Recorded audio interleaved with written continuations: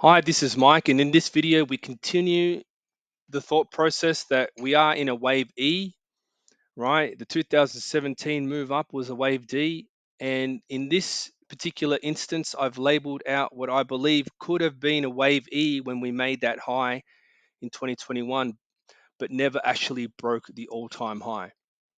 So obviously, you can see I've got it labeled out here that the first move being a small, weak, 5 wave move, followed by the expansion of the correction to the downside, which then led the E wave to go up when obviously Bitcoin topped out that time. But it did top out early, and I think that, quite simply put, it had a long way to go back down, but it wasn't going to go there in a straight line.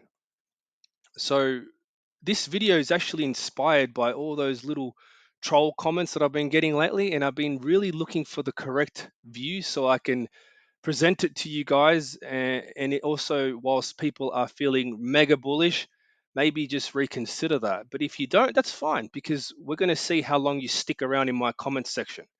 Right? I'd really like to see if you're trolling when this thing's halfway down. So as we continue to move forward here, I'm going to go to the 4-hour chart and talk about this section.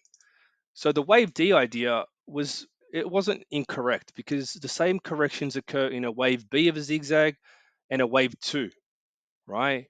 And in this case, we had an expansion of a wave D within a wave 2 rather than a wave D, right? So the way that I see this is that wave D expanded idea doesn't work anymore, because I was using this as an E wave or something like that for then the next C wave down, but it just doesn't appear to be adding up in any way, shape, or form to be correct, right?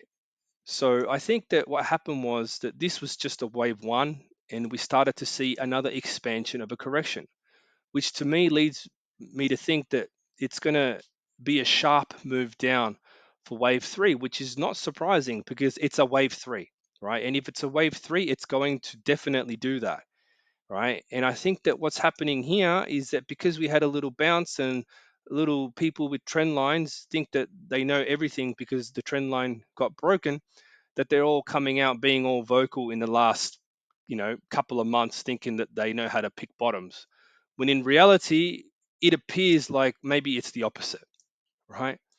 So let's see how we go with this one, because I'm really, really interested in seeing how this one plays out, not just in the short term, because the short term doesn't mean much. But if we're going to short, or if anyone's going to short this thing at all to make a profit, we need to really be clear on the waves. That's why I haven't really posted any long ideas or short ideas recently for XLM, because, you know, you guys being pretty good followers for a long time, I think that I owe it to you to not be posting shit, right? Just like some of these people who post comments on my videos, which is fine, because you know what? People will realize how wrong they are eventually. Just like I do. I realize I'm wrong, except I start working harder, right? I start working harder to figure out where I'm wrong and to try and estimate what we can expect, right? Rather than just thinking about your next troll comment, which is pretty pathetic. You're not going to get anywhere in life doing that. Didn't your mother teach you any better? Probably not. So this basically just suggests that we had a 1, 2, and then a 1, 2 in progress with an a B wave that basically just expanded to the downside. And then I think that this could be a CDE pattern within here that's already happened, right? So I'll zoom into this section now, and we're going to find out roughly what I think is going on. Now, the move up in Bitcoin, although that I thought it was a correction, I think that the correction actually happened in XLM rather than Bitcoin. Bitcoin waves, right? To me, sometimes I think about the Bitcoin waves and I start to see other waves that other coins actually do have, rather than what I thought it was originally. So it kind of gives you the impression that that's what you're seeing, but then you realize that that's what you're seeing for another coin like XLM rather than Bitcoin. However, it's okay, because I'm working on that count too. And I think that the wave D is getting close to being done, if it's a wave D. And this has also provided me quite a bit of clues as to I'm still working on the Bitcoin count. I think it's a wave D. And if it is, it's going to fall much further in wave E once it's done. So that idea is kind of sticking for the time being. And it's kind of sticking in a way that indicates that XLM is going to be in wave 3 when Bitcoin is in a wave E in a pretty sharp one too. So all the people who are piling into Bitcoin right now, I think it's going to go back down in an E pattern that's not going to be short. And the clue for that is actually XLM, because XLM is looking like it's getting ready to drop in wave 3. Now, if that's going to happen, I don't think Bitcoin's going to just hang around these levels or just a little bit lower. I think it's going to go down, but no lower than 4,000. I don't think it'll go to below 4,000, right? But that just really indicates a few other things, which I'm going to touch on when I update that idea shortly for Bitcoin. But here we can see that there's a good potential that that move up could have been an actual C wave rather than the type 2 expanded zigzag that I thought it could have been. But I think the confusion was always to do with the pattern, the larger pattern that's been unfolding, right? So this being, in my opinion now, a B wave, it doesn't actually sound too bad, right? And support becoming resistance. I think the C wave didn't quite make it, and the E wave tried, but it didn't quite make it either.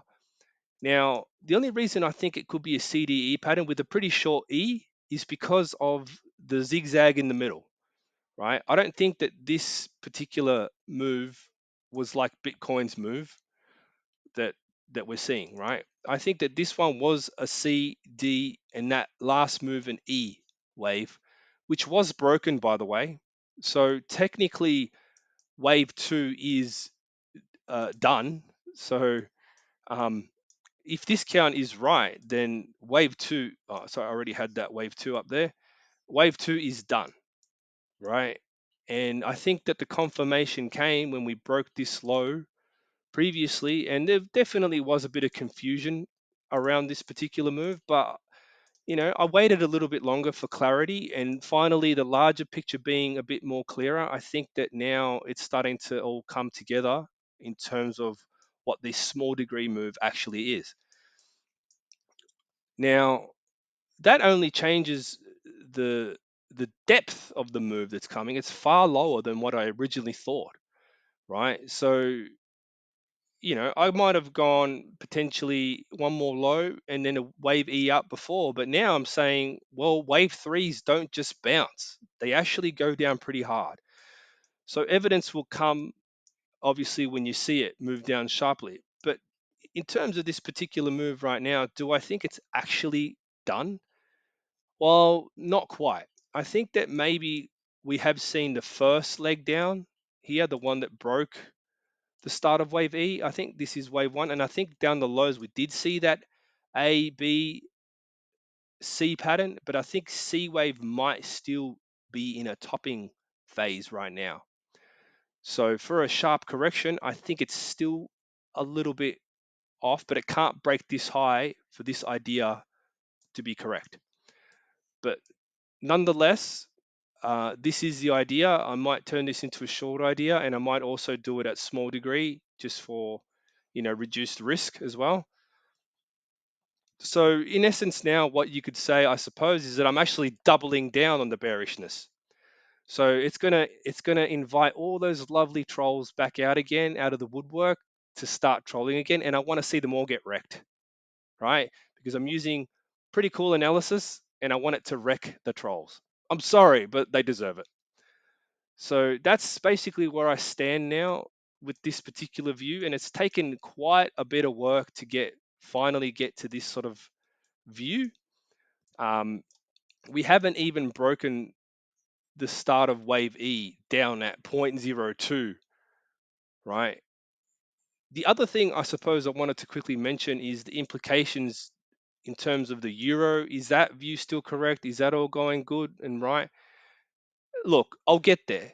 I'll get there, because for me, mainly I'm using those markets to understand a little bit more about cryptos and everything else. But don't worry, I'm working on it. You can almost guarantee that I'm going to come up with more better analysis to understand exactly what we're looking at and how it's going to pan out moving forward. Okay, so in this particular uh, time, I think Bitcoin might have topped out right before 28,000, which is what I thought it would hit uh, before going down. But I suppose we'll just wait for a bit more confirmation. But look, it's not over yet. I need to really get down to work to help you understand even more moving forward. So thanks for watching.